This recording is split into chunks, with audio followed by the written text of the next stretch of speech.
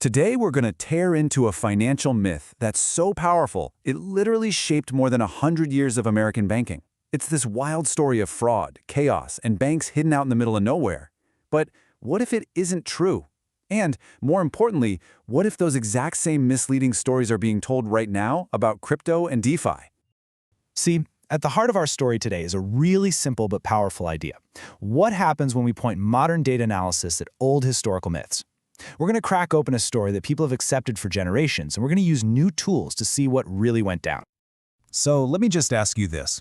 What if the entire origin story for America's centralized banking system was, well, a myth, a complete misunderstanding that has somehow managed to stick around for over 150 years? That's the cold case we're diving into today. Okay, so let's start with the original story, the one that's been a staple in economics textbooks forever.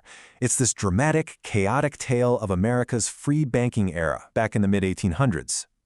I mean, the myth itself is just so cinematic, right? The name Wildcat banking. It just conjures up these images of shady bankers setting up shop out on the frontier, literally where only wildcats lived, all so they could avoid paying back their customers. It's an amazing story and a really powerful cautionary tale. So the conventional wisdom, the story everyone was told, was built on these four big ideas: that decentralized systems are just naturally unstable, that all the bank failures were because of fraud, that these banks were intentionally hidden away, and here's the kicker, that all of this supposed chaos proved that we absolutely needed a central authority to control everything. This narrative became the intellectual bedrock for American monetary policy. And it was a pretty convenient story for anyone who wanted more government control over banking. But then, starting in the 1970s, a new wave of economic historians basically became cold case detectives. They started digging into the original evidence to see if the official story actually held up to scrutiny. And this wasn't some overnight thing. It was a gradual revolution, kind of like a slow-motion debunking. It starts in 1974 when Hugh Rockoff first pokes holes in the narrative.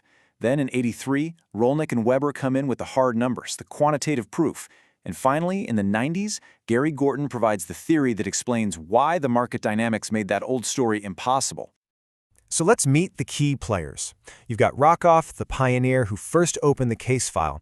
Then you have Arthur Rolnick and Warren Weber, the data guys who found the smoking gun, and Gary Gorton, who explained the market's own internal policing mechanisms. But you know who the real unsung heroes are? The original state bank examiners from the 1800s. Their incredibly detailed and professional records are what made this entire investigation possible over a century later. Okay, so we've heard the myth, we've met the mythbusters. Now for the climax of the investigation. What did the data actually say? What was really causing all those bank failures back in the day? This was the central question, right? If the whole Wildcat story and the fraud narrative were basically bunk, then what was the real reason? The answer was going to completely shatter more than a century of accepted economic history. 79%. That's it. This is the number that changed everything. This was the smoking gun that Rolnick and Weber found buried deep in those dusty old bank ledgers. So what does it mean? Is the percentage of bank failures that were caused by an external shock, specifically the falling price of state bonds that these banks were actually legally required to hold as collateral. So this wasn't about corruption or internal chaos at all. It was about market volatility from the outside, something completely out of the bank's control. So let's just put this side by side, because this is the crucial part. The myth blamed failures on fraud. The reality? Bond price shocks. The myth claimed banks were hidden in the wilderness. The data? Nope, they were right in the commercial centers. The myth made it sound like failures were just random scams, but the reality was that they all clustered together during major economic crises like the panics of 1837 and 1857. Now you might be thinking, cool history lesson, but why does a 150-year-old story matter to me now? Well, it's because the exact same pattern of misblaming failures is playing out right now in the world of decentralized finance, or DeFi. I mean, look at this. The parallels are pretty striking. In the free banking era, failures got blamed on inherent instability. Today, we hear DeFi instability. The real cause back then was external bond shocks. Today, it's often external liquidity crunches during a massive market crash. And in both eras, the popular media narrative just loves the focus on the most dramatic blowups, which completely skews how we see the entire system. And we have perfect examples of this pattern today. Remember the Terra LUNA collapse? It was widely blamed on DeFi instability, not the insane systemic leverage that was the real trigger. Or MakerDAO's 2020 crisis. At first, everyone blamed the protocol's design. not the fact that the entire market was in a historic freefall. This constant focus on failures creates a huge survivorship bias. It means we only ever talk about the ones that break, and we totally ignore the incredible resilience of core protocols like Uniswap or Aave, which have survived multiple massive stress tests. Okay, so what can we do with this? We can actually learn from this old detective story to build a much better toolkit for how we analyze today's financial systems, especially in a new space like DeFi. Here's a simple but really powerful framework that comes straight out of the Wildcat banking story. Number 1, find the shock. Is this failure because of a flaw inside the system, or was it hit by a tidal wave from the outside market?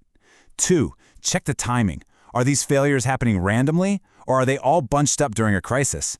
3, and this is a big one, trust the data, not the narrative. And 4, know the risk. Learn to tell the difference between the risk of one specific protocol and the systemic risk that's hitting the whole market. Think about it like this. Back in the 1800s, the smart money wasn't reading the splashy, sensational newspaper headlines. They were reading the boring, detailed state bank examination reports. Today, the principle is exactly the same. You trust on-chain analytics and deep audit reports, not Twitter sentiment and marketing hype. The tools are different, but the core idea, data over narrative, is timeless. The fact that this Wildcat banking myth survived for over a century, even in the top academic circles, is a really stark reminder of something important. Compelling stories often beat statistical reality, and that is exactly why quantitative analysis, actually digging into the numbers yourself, will always matter more than just accepting the story everyone else is telling. So the question we should all be asking ourselves is, what other financial myths do we still believe today?